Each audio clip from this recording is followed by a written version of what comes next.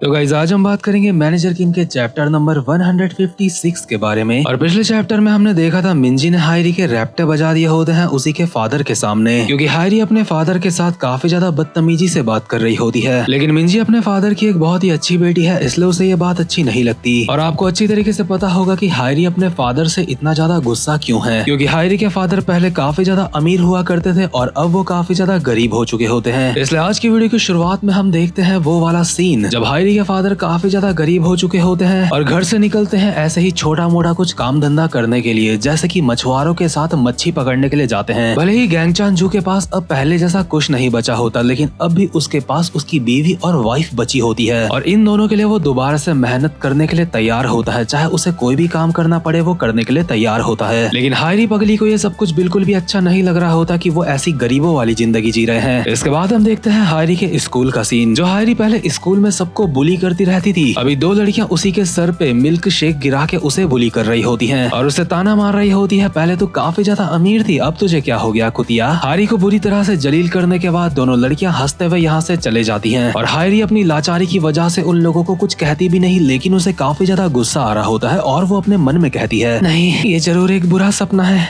मेरे साथ ये सब कुछ नहीं हो सकता, नहीं मेरे साथ ये नहीं हो सकता। और जो लड़की हायरी का मजाक यहाँ से उड़ा के जा रही होती है, हायरी अचानक से उसके बाल पकड़ के चिल्लाने लगती है। मतलब कि हायरी को इस तरीके का सदमा पहुंचा है जो कि उसे खुद ही विश्वास नहीं हो रहा है। बट ऑल ओवर हायरी की जिंदगी काफी ज्यादा उदास हो चुकी होती है। इसके बाद हायरी लोगों को गैंगवान में शिफ्ट होना पड़ता है, क्योंकि उसके पापा वहीं पे मच्छी पकड़ते हैं और जहाँ पे किसी के फादर का काम होता है वहीं पे पूरी फैमिली को जाना पड़ता है। और क्योंकि गैंग चान जू की बीवी भी पहले काफी ज्यादा अमीरों वाली जिंदगी जिया करती थी, इसलिए उसको भी ये सब चीज पसंद नहीं आ रही होती कि अब वो गरीब हो चुके हैं। और ये पागल औरत अपने पति के ऊपर चिल्ला रही होती है कि आखिर तू ये हमें किस तरीके की जिंदगी दे रहा है। ये पगली अपने पति से तलाक मांग रही होती है, क्योंकि उसे अपने ऐसे निठल्ले पति के साथ नहीं रहना। लेकिन यार ये गधी ये भूल चुकी है कि जब इसका पति अमीर हुआ करता था तब वो उसके पैसे में काफी ज्यादा मौज किया करती थी। मतलब यार सच में जब एक इंसान, जब एक मर्द समाज को या फिर किसी को भी कुछ प्रोवाइड करता है तब तक ही उसकी वैल्यू होती है। इसलिए जितने भी लड़के ये वीडियो देख रहे हैं उन सबको कहना चाहता हूँ, लड़कियों की तरह छोटी छोटी बातों पे मुंह मत फुला लिया करो। तुम्हारे कंधों में ज्यादा बड़ी जिम्मेदारियां आने वाली है या फिर आएंगी या फिर हैं। अगर एक लड़का मेंटली स्ट्रांग नहीं है तो उसके ऊपर कोई तरस भी नहीं करेगा। फॉर एग्जाम्पल मान लो कोई लड़की मेंटली स्ट्रांग नहीं है लेकिन वो सुंदर है तो उसको काफी सारे लोग इंपॉर्टेंस देंगे। बट एक लड़का अगर हैंडसम है लेकिन मेंटली स्ट्रांग नहीं है तो उसकी वाट लगने वाली है। तो खैर ये सारी बातें किसी और वीडियो में करेंगे, लेकिन गैंग चान जू के साथ अभी काफी ज्यादा गलत हो रहा होता है, इसलिए मैं ये बात कह रहा हूँ सारी की सारी। बेचारे गैंग चान जू को उसकी बीवी ताने दे रही होती है कि ऐसे मच्छी पकड़ के तू हमारा पेट पाल लेगा क्या। और हायरी भी ये सारी बातें सुन रही होती है और उसको अपने फादर के ऊपर तरस नहीं आ रहा होता, उसको गुस्सा आ रहा होता है। इसलिए प्रेजेंट मोमेंट में जहाँ पे मिंजी होती है वहाँ पे हायरी चिल्ला के अपने फादर को बोल रही होती है, आखिर तुम यहाँ पे क्यों आए? मैंने तुम्हें मना करा था मुझे और ज्यादा शर्मिंदा मत करना, यहाँ से दफा हो जाओ, मुझे तुम जैसा निठल्ला फादर नहीं चाहिए। मेरा दिमाग खराब हो रहा है, मुझे मेरी जिंदगी वापस चाहिए। हायरी अभी फूट फूट के रो रही होती है, बट गलत जगह पे बहाए हुए आंसुओं की कोई वैल्यू नहीं होती। एक तो मतलब तुम खुद ही गलत हो और खुद ही फूट फूट के रो रहे हो। इसलिए जो लड़कियां ये वीडियो देख रही हैं उन्हें कहना चाहूंगा कि हायरी जू जैसा बिल्कुल मत बनना। तो खैर हायरी के सारे पागलपने को देख के मिंजी को काफी ज्यादा गुस्सा आता है और मिंजी हायरी के रैप्टे बजा देती है। और ये रैप्टे वाला सीन हमने पिछले चैप्टर में भी देखा था। मिंजी हायरी की अक्ल ठिकाने लगाने के लिए उसको मार रही होती है, लेकिन गैंग चान जू को ये बात अच्छी नहीं लगती। मतलब ऐसा नहीं है कि गैंग चान जू को मिंजी के ऊपर गुस्सा आता है, बट बेचारे एक लाचार बाप को अब भी ये बात बुरी लग रही होती है कि उसकी बेटी मार खा रही है। इसलिए गैंग चान जू मिंजी को कहता है, प्लीज रुक जाओ हायरी, बेटा ये सब कुछ मेरी वजह से हो रहा है। तुमने सही कहा, मैं एक अच्छा बाप नहीं बन पाया, मैं एक अच्छा बाप बन सकता था तुम्हारा, मुझे माफ कर देना बेटा, मैं सच में बहुत ही बुरा फादर हूँ। मिंजी हायरी को छोड़ के गैंग चान जू के पास आती है और कहती है, सर आपको पता होना चाहिए हमें अपने बच्चों को कब सजा देनी चाहिए। मैं माफी चाहती हूँ, मैंने आपके सामने ही आपकी बेटी के ऊपर हाथ उठाया, लेकिन अगर आप सच में अपनी बेटी की चिंता करते हो तो अगर वो कोई बदतमीजी करती है तो आपको उसे सिखाना चाहिए। आप जानते हो मैं आज भी उस बात में पछताती हूँ कि मैं भी पहले अपने डैड के साथ ऐसा ही किया करती थी। मैं एक बहुत ही बुरी बेटी हुआ करती थी, इसलिए अगर आप अपनी बेटी को अभी नहीं समझाओगे तो वो कभी नहीं समझेगी। लेकिन हायरी एक नंबर की गधी यहाँ से गुस्से में भाग जाती है। मिंजी और उसके फादर उसको पीछे से आवाज लगाते हैं लेकिन वो रुकती नहीं। इसके अगले सीन में हम देखते हैं ड्यूकमैन मैनेजर किम से कॉल पे बोल रहा होता है, कमाल है मैनेजर किम, तुमने सच में कमाल कर दिया, तुम सच में एक कमाल के बंदे हो, तुमने मेरे सारे प्रॉब्लम सॉल्व कर दिए हैं। मैनेजर किम क्यों ना तुम हमारे लिए फुल टाइम टाइम काम करो, तुम बस पैसे बोलो तुम्हें कितने चाहिए। माफ करना सर, मैं पहले से ही किसी और कंपनी में काम कर रहा हूँ। अरे हाँ, व्हाइट टाइगर जॉब सेंटर, मुझे पता है। तो सर क्या कुछ और काम है जो आप मुझसे करवाना चाहते हैं? क्या आपको मेरी किसी और जगह पे जरूरत है?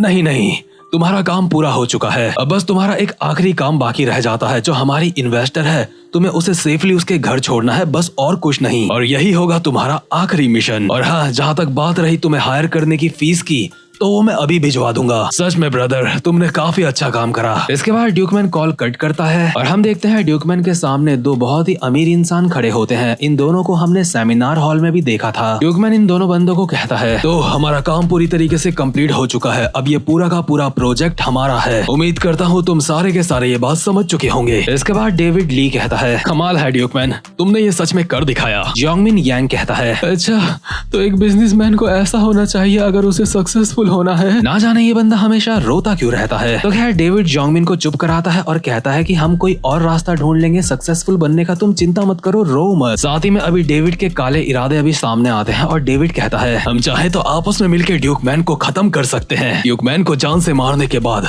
उसकी सारी संपत्ति हम हड़प लेंगे। ड्यूकमैन चिंता मत करना, तुम्हें मारने के बाद तुम्हारी कब्र के अंदर हम काफी सारे आलू रख देंगे, इसलिए मरने के बाद भी तुम आलूओं का मजा उठा पाओगे।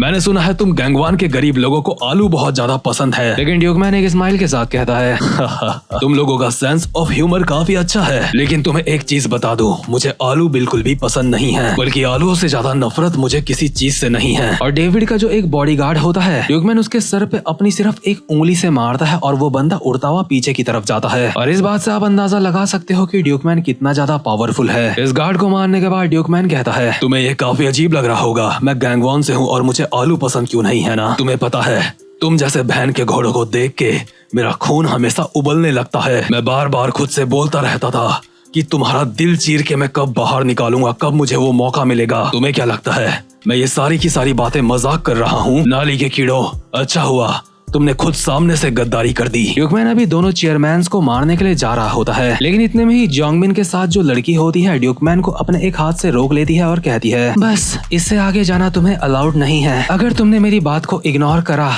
तो तुम यहाँ पे मारे जाओगे। और आप लोग सोच रहे होंगे ये छोटी सी लड़की आखिर ड्यूकमैन को इतनी बड़ी धमकी कैसे दे सकती है, बट ये लड़की अपने आप में ही एक बहुत ही खतरनाक चीज है। और मैनेजर किम ने जब सेमिनार हॉल में इस लड़की को देखा था, तो मैनेजर किम ने ड्यूकमैन को चेतावनी दी थी कि ये लड़की बाकियों से अलग है, इससे सावधान रहना। इसलिए ड्यूकमैन अभी इस लड़की को कहता है, इंटरेस्टिंग, तो तुम ही वो लड़की हो जिसके बारे में मुझे मैनेजर किम ने बताया था। हाँ, इसके बाद हम थोड़ा सा पुराना सीन देखते हैं जहाँ पे ड्यूकमैन और मैनेजर किम की कॉल पे बात चल रही होती है। ड्यूकमैन मैनेजर किम को कहता है, हाँ हो सकता है डेविड और जोंगमिन आगे कुछ करने की सोचें। मैनेजर किम कहते हैं, सर क्या आप सब कुछ हैंडल कर लोगे? किम, आखिर तुम मुझसे ये सवाल क्यों पूछ रहे हो? क्योंकि सर मुझे लगता है वो दोनों आपको धोखा देने की कोशिश जरूर करेंगे। जैसे ही उन दोनों को मौका मिलेगा तो वो आपके पीठ पीछे छुरा घोंपने की कोशिश करेंगे।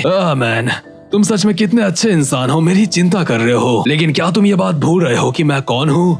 मैं गैंगवान का ड्यूकमैन चो हूँ। अगर वो लोग मुझे जान से मारना चाहते हैं तो उन्हें कम से कम अपने साथ टॉम ली को लेके आना। सर अगर नॉर्मल बात होती तो मैं आपकी सुरक्षा की चिंता नहीं करता, लेकिन वहाँ पे एक लड़की ऐसी भी है जिससे आपको काफी ज्यादा अलर्ट रहने की जरूरत है। इसलिए प्लीज सर उस लड़की के सामने अपना ध्यान रखना। भले ही वो लड़की दिखने में ज्यादा खतरनाक नहीं लगती है, लेकिन वो लड़की कोई मामूली एवरेज फाइटर नहीं है। और मेरे ये समझ नहीं आ रहा है आखिर वो लड़की वहाँ पे उन लोगों के साथ कर क्या रही है। इसलिए मुझे ऐसी फीलिंग आ रही है आगे चल के वही लड़की सबसे बड़ी मुसीबत बन सकती है आपके मिशन की। और क्योंकि मैनेजर किम ने इस लड़की की इतनी ज्यादा तारीफ कर दी होती है, इसलिए ड्यूकमैन प्रेजेंट मोमेंट में इस लड़की को कहता है, नाइस टू मीट यू लड़की, मैं सच में ये जानने के लिए काफी ज्यादा बेचैन हूँ कि आखिर तुम सच में हो कितनी ताकतवर। चलो ज्यादा समय बर्बाद नहीं करते हैं और फाइट स्टार्ट करते हैं। तो मुझे बताओ तुम्हारे अंदर कितना दम है एक्स एरीज की मेंबर। और अभी हमें बताया जाता है ये लड़की पहले एरीज का एक हिस्सा हुआ करती थी, और अगर ये एरीज का हिस्सा हुआ करती थी तो मुझे इसके बारे में ज्यादा कुछ बताने की जरूरत ही नहीं है, क्योंकि एरीज का हर एक बंदा अपने आप में एक मॉन्स्टर है। और इस लड़की का नाम होता है वैलेंटीना अलेक्जेंडर, जिसको डिजास्टर भी कहते हैं। और वैलेंटीना अलेक्जेंडर से मुझे याद आ गई है सोफिया अलेक्जेंडर की, इसलिए हो सकता है शायद ये लड़की सोफिया अलेक्जेंडर की कोई रिश्तेदार है। और सोफिया अलेक्जेंडर भी एक लेजेंड है। उम्मीद करता हूँ आप मेरे जज्बातों को समझ पा रहे होंगे कि जो मैं बताना चाह रहा हूँ कि ये लड़की कितनी खतरनाक है। चलो आपको एक छोटा सा एग्जांपल दे देता हूँ। ये लड़की मेरे हिसाब से लुकिसम में जो प्रेजेंट टाइम वाला हडसन है उसको फाइट में हरा सकती है मेरे हिसाब से। मारो हमको जिंदा मत छोड़ो सालो। हम कोई मंदिर का घंटा है कि कोई भी आके बजा जाता है। तो खैर गाइस, चैनल को सब्सक्राइब और वीडियो को लाइक जरूर से कर लेना। अब मैं मिलूंगा आपसे अपनी नेक्स्ट वीडियो में, तब तक के लिए गुड बाय।